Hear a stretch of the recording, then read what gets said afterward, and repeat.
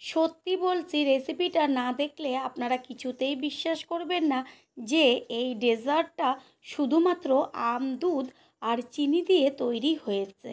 এই প্রচণ্ড গরমে বাড়িতে এমন একটা যদি ডেজার্ট বানানো থাকে, তাহলে কিন্তু আইসক্রিম খেতে আর মন চাইবে না। খুব সহজেই ঝামেলা ছাড়া ঘরে থাকা দুই একটা উপকরণ দিয়েই কিন্তু তৈরি করে ফেলতে পারবেন। নমস্কার বন্ধুরা, শ্বশুর বৌমা রান্নাঘর অ্যান্ড ব্লগ চ্যানেলে সকলকে স্বাগত। তাহলে কি করে তৈরি করব সেটাই দেখে নেওয়া যাক। প্রথমেই ডেজার্ট রেসিপিটা তৈরি করার জন্য এইখানে আমি পাকা আম নিয়েছি, আর আমগুলোকে খোসা ছাড়িয়ে ছোট ছোট টুকরো করে নিয়ে ফিরে আসছি। আমের টুকরোগুলো এরপর মিক্সিং জারের মধ্যে দিয়ে পেস্ট করে নেব। পেস্ট করে নেওয়া হয়ে গেল, এবার একটা পাত্রের মধ্যে ঢেলে দেব। আমের পাল্পের মধ্যে দিয়ে দেব 2 চা চামচ চিনি। এইখানে আমি আগের থেকে চিনি গুঁড়ো করে রেখেছিলাম, আর যেহেতু আম মিষ্টি সেই কারণে কিন্তু বেশি চিনি দেওয়ার একদমই কোনো প্রয়োজন নেই। তারপর দেব 1 চা চামচ কর্নফ্লাওয়ার আর চিনির গুঁড়োটা ভালো করে আমের পাল্পের সাথে চামচ দিয়ে মিশিয়ে নেব। তারপর গ্যাসের ওভেনে কড়াই বসিয়ে কড়াইয়ের মধ্যে আমের যে পাল্পটা ছিল সেটা দিয়ে দেব। এর মধ্যে কর্নফ্লাওয়ার আর চিনি কিন্তু মেশানো হয়েছে। তারপর গ্যাসের ফ্লেম হাই করে দিয়ে পাল্পটাকে জাল দিয়ে নেব। কর্নফ্লাওয়ার রয়েছে সেই কারণে কিন্তু একদম সাথে সাথে ঘন হয়ে যাবে। এই পাল্পটা কিন্তু একদম ঘন নাবাতে হবে। গ্যাসের ফ্লেম হাইতে রেখেই আমের পাল্পটা জাল দিতে হবে।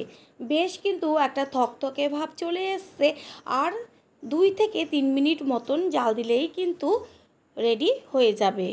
আমের পাল্পটা জাল হতে হতে এই দিকে আমি একটা চৌকো চারদিকে বেশ উঁচু টিফিন বক্স নিয়েছি। তারপর এর মধ্যে সামান্য একটু সাদা তেল দিয়ে চারদিকটা মাখিয়ে নেব। আর এখানে কিন্তু পাল্প একদম রেডি হয়ে গেছে, বেশ একটা শুকনো থকথকে ভাব চলে এসছে।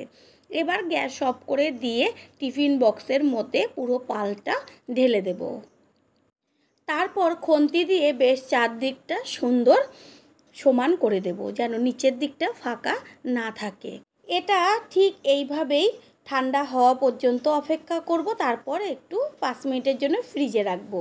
আর এই দিকে আমি দুধ জাল দিয়ে নেব। এইখানে আমি 500 দুধ নিয়েছি, আর দুধটাকে কিন্তু বেশ ঘন করে জাল দিতে হবে। এটা কিন্তু লিকুইড দুধ, আর এই দুধটা কিন্তু ভীষণ ঘন। দুধটাকে বেশ আর একটু জাল দিয়ে নেব, যেহেতু ঘন সেই কারণে কিন্তু বেশি জাল দেওয়ার দরকার নেই। পুরনো বন্ধুদের সব সময় আমাদের পাশে এইভাবে ভালোবেসে সাপোর্ট করার জন্য অনেক অনেক ভালোবাসা। দুধ জাল দেওয়ার সময় বারে বারে কিন্তু চামচ দিয়ে একটু নেড়ে দিতে হবে, কারণ যেন ওপরে সরটা না পড়ে। আর বেশ চারদিকে কিন্তু একটা ঘন লেয়ার হয়ে আসছে। আর একটু সময় ঠিক এইভাবেই জাল দিয়ে নিলেই কিন্তু তৈরি হয়ে যাবে। এখানে একটা ছোট বাটির মধ্যে নিয়েছি 1 চা চামচ কর্নফ্লাওয়ার। ঠান্ডা জলে কর্নফ্লাওয়ারটা ভালোভাবে গুলে নেব। কখনোই কিন্তু গরম জল বা গরম দুধের মধ্যে কর্নফ্লাওয়ার দেবেন না, তাহলে দলা পাকিয়ে যাবে। এইখানে বেশ চারদিক একদম বেশ ঘন পুর হয়ে গেছে দুধের। এবার এই দুধের মধ্যে দিয়ে দেব চিনি, আর আমি যেহেতু চিনির গুঁড়োটা করে রেখেছিলাম সেটা দিয়ে দেব। আর চিনি দেওয়ার পরে কিন্তু দুধটা একটু পাতলা হয়ে যাবে, তার জন্য আরও 2 থেকে 3 মিনিট কিন্তু ভালোভাবে হাই ফ্লেম দিয়ে দুধটাকে ফুটিয়ে নেব।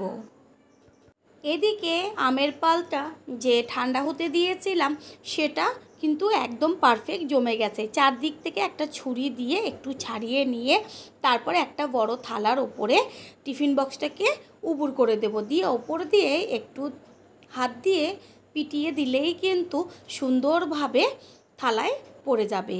আর সামান্য মনে হয় নিচের দিকটা একটু ফাঁকা ছিল, সেই কারণে ফাঁকা ফাঁকা দেখা যাচ্ছে। ওই টিফিন বক্সটাই পরিষ্কার করে নিয়ে তারপরে তার মধ্যে আবারও একটু সাদা তেল দিয়ে চারদিকটা মাখিয়ে নেব। এবার একটা ছুরি দিয়ে বেশ ছোট ছোট করে টুকরো করে নেব।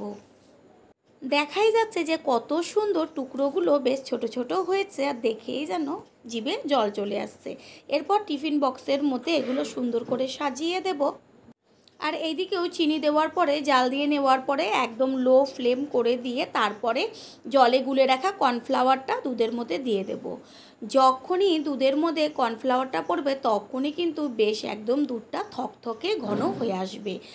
সাথে সাথেই কিন্তু চামচ দিয়ে খুব সুন্দরভাবে দুধটাকে মিশিয়ে নিতে হবে, না হলে কিন্তু দলা পাকিয়ে যাবে।